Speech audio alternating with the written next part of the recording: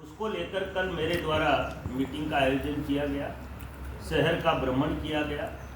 शहर में जो अनेकों प्रकार की स्वच्छता को लेकर कमियां या खामियां थी, मैंने ज़्यादातर कमियों को अपनी आंखों से देखा है और उनको सुधार करने के दिशा निर्देश भी जारी कर दिए। मैं एक बात बड़े स्पष्ट शब्दों में आप लोगों से निवेदन करना चाह रहा हूँ कि देखिए, जब तक आप लोगों का सहयोग नहीं मिलेगा ये बांसवाड़ा स्वच्छ नहीं बन सकता। और काम करने वाले आदमी से गलती होती है, इसमें कोई संदेह नहीं।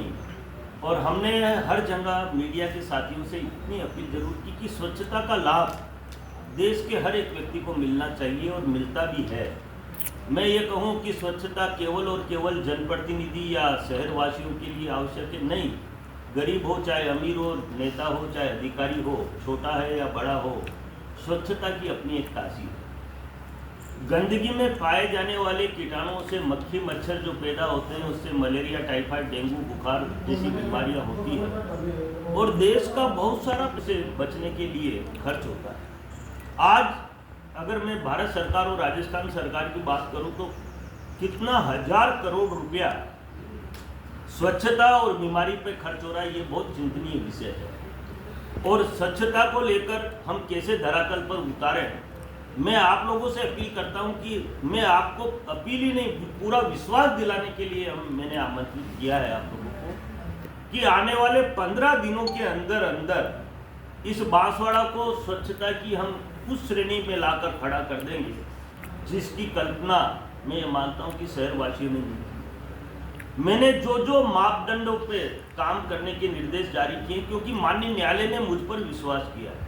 देश के यशस्वी प्रधानमंत्री, देश के यशस्वी गृह मंत्री और राजस्थान के मुख्यमंत्री ने मुझे स्वच्छता के प्रति जितनी भी जिम्मेदारी दे रखी, मैं निस्वार्थ पूरी ताकत और ऊर्जा के साथ इस काम को करने का प्रयास करता हूं, क्योंकि ये एक ऐसा कार्य है जिसकी जितनी तारीफ की जाए उतनी कम, और इससे मुझे बड़ा मान और सम्मान और आदर और सत्कार मिलता है। देश के किसी भी कोने में जाता हूं या राजस्थान की मैं बात करूं, मैंने जहां भी गया मुझे इतना सम्मान मिला कि मैंने इस सम्मान का मैं कर्जा कैसे उतारूं। और अब माननीय न्यायालय ने कड़े शब्दों में मुझे निर्देश दिए कि स्वच्छता को हर हाल में बांसवाड़ा में उतारना। देखिए, बांसवाड़ा की जो समस्या है वो छोटी छोटी समस्याएं हैं। 100% घरों से कचरा उठना चाहिए, गीला और सूखा अलग अलग उठना चाहिए। और हमने कल निर्देश जारी किए, हमने 5 क्लस्टर इन्होंने बना रखे हैं, 12 वार्ड का एक क्लस्टर है। हमने कहा कि हर क्लस्टर के अंदर 2 वार्ड हम 15 दिन में रोल मॉडल बना देंगे। और मैं पूरा विश्वास और ताकत के साथ कह रहा हूँ, ये कोई मेरा काम खाली मीडिया तक या मीडिया में छपने तक या भाषण तक सीमित नहीं है। मेरा काम है मॉनिटरिंग करने का काम। मैं नित्य रात को मेरे पास जितने भी मैसेज आए, अभी शहर के लोग जागरूक करने के लिए मैंने अभियान चला दिया है। सारे समाजों के प्रमुख अध्यक्ष और महामंत्रियों को बुलाकर एक ही बात कही कि हम सब मिलकर शहर को स्वच्छ बनाएंगे और समाज के प्रमुख लोगों की प्रमुख जिम्मेदारी है कि शहर को स्वच्छ बनाएं। मैंने जो यहाँ कमियां और खामियां देखी, मुझे कहते हुए कहीं कोई अतिशयोक्ति नहीं। शमशान घाट मेरा बहुत प्रिय विषय है।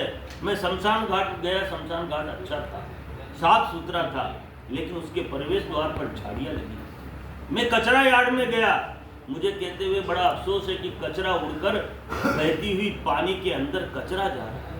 ये कौन देखेगा?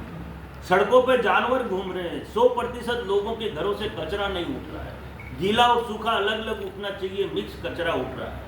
हमने इसके स्पष्ट निर्देश जारी कर दिए। और देखिए, किसी भी शहर का डेवलपमेंट बिना धन के नहीं हो सकता, ये देश का हर एक व्यक्ति जानता है। हमने इनकम ऑफ सोर्स कैसे डेवलप किए जाए, उसके आज ही दिशा निर्देश हमारे द्वारा जारी कर दिए जाएंगे।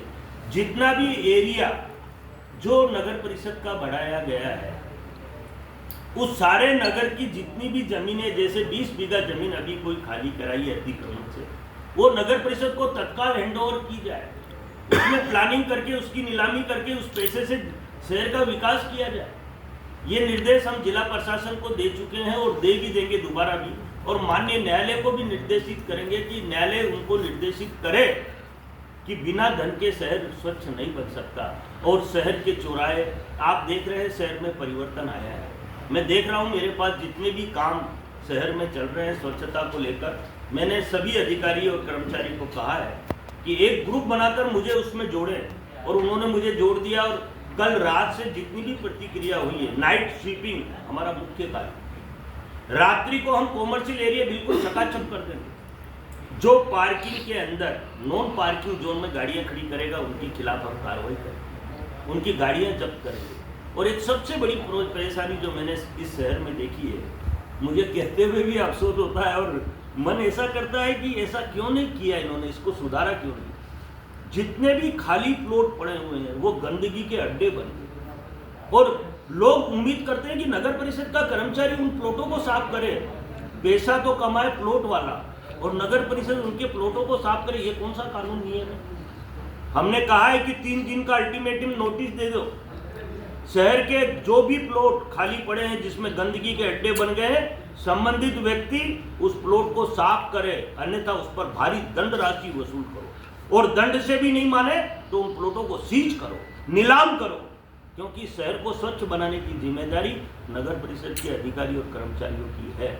मुझे ये कहते हुए, क्योंकि जब मैंने नगर परिषद कर्मचारियों की, जमादार और हमारे एसआई और टेक्निकल इंजीनियरों की मीटिंग ली, उसमें कमिश्नर भी थे और हमारे प्रशासक भी थे। ये कहते हुए मुझे अतिशयोक्ति नहीं कि नगर परिषद का हर एक व्यक्ति ने हाथ खड़ा करके मन से और दिल से इस स्वच्छ भारत मिशन के तहत बांसवाड़ा को स्वच्छ बनाने, सुंदर बनाने और हरा भरा बनाने का दृढ़ संकल्प लिया है। और देखिए, मैं पहले भी कह चुका हूं और बार बार एक बात कहता हूं कि राजस्थान ने मुझे जितना मान और सम्मान स्वच्छता में कार्य करने का दिया है, मैं पूरे राजस्थान का ऋणी हूँ, और मैं पूरी ताकत के साथ, पूरी ऊर्जा के साथ, जितनी मेरी क्षमता और योग्यता है, क्योंकि पूरा राजस्थान मुझे जानता है, स्वच्छता के नाम से पहचानता है, मैं मेरे ऊपर कलंक नहीं लेने, मैं कठोर से कठोर निर्णय लेने में भी सक्षम हूं, और माननीय न्यायालय को रिपोर्ट करने में मैं कोई,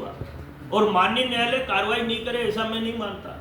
और मैंने सारे अधिकारी कर्मचारियों को एक बात कह दी कि या तो तुम मुझे हटा दो, और या तुम काम कर लो, और काम नहीं करो तो तुम हट जाओ। ये 3 तरीके हैं। चौथा तरीका मुझे बहुत अच्छी तरह से आता है, काम करवाने, और प्रेम से काम करोगे तो तुम्हारी जय जयकार होगी।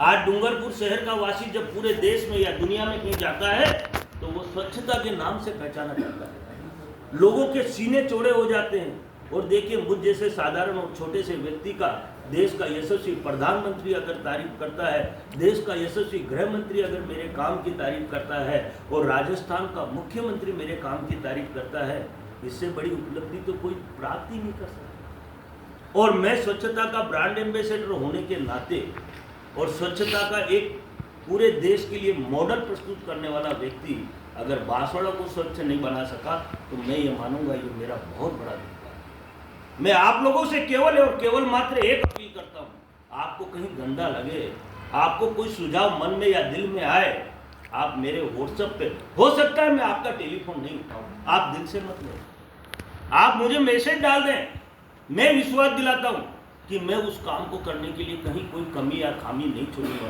मुझे आज जहाँ जहाँ जैसी समस्या, लोगों ने सीवरेज लाइन के बारे में अनेकों प्रकार की समस्या बताई, मैंने सीवरेज के अधिकारियों को बुलाया, लोगों ने पानी की समस्या बनवाई, मैंने पानी के अधिकारियों को बुलाया कि नहीं, अब इस शहर के अंदर किसी भी प्रकार की कोताही बर्दाश्त नहीं की जाएगी, और जो भी अधिकारी कोताही बरतेगा वो दंड पाने के लिए तैयार हो जाए। न्यायालय तो नहीं बख्शेगी ना, अधिकारी को जनप्रतिनिधि बख्श सकता है लेकिन न्यायालय कभी नहीं बख्शेगा। इसलिए क्योंकि मैंने बहुत सारी और भी कमियां देखी है। इस शहर के अंदर डिवाइडरों पर जंगली घास लगा हुआ है, जगह जगह टी गार्ड लगे हुए, पेड़ का पता नहीं है, चौराहे और सर्कलों की दुर्दशा मैंने देखी, डिवाइडरों पर रंग का अभाव है, गाय सड़कों पर घूम रही है, प्लास्टिक चारों तरफ फैला हुआ है। मैं आपको पूरा विश्वास दिलाता हूं कि 15 दिन के अंदर अंदर एक गाय आपको सड़क पर घूमती नजर नहीं आएगी। अभी एक गौशाला के भाई ने कहा